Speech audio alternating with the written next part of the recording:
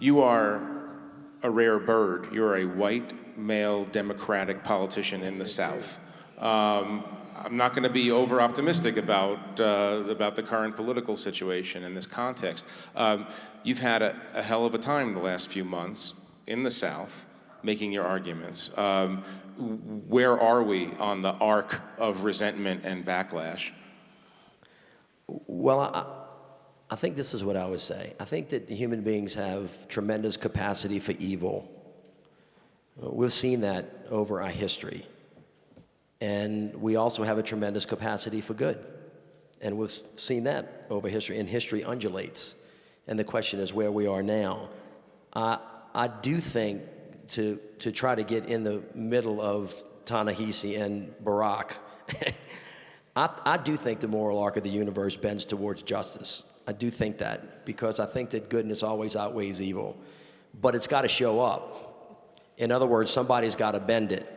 And if you don't show up, and if you don't talk, and if you don't listen, then there's a chance that the dark forces will win. But I want to speak to this issue because everybody keeps wondering about Trump. He's just a symptom. He's not the cause. You have poor working class white people living in Appalachia. You have poor people in Ohio. The opioid addiction is strangling to death people. They're not working.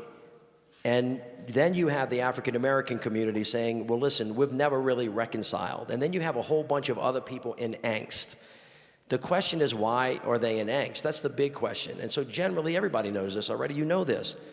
If people are hungry, if they're wet, if they're afraid, if they feel like somebody's taking something away from them and it's a zero-sum game, it's easy to turn them against each other.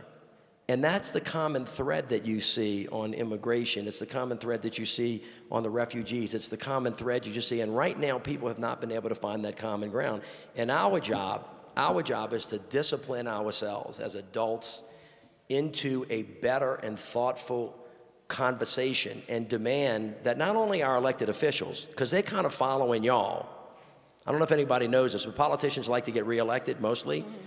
They're kind of following the lead of the people. It's everybody's job to kind of recognize that we're in a very dangerous moment.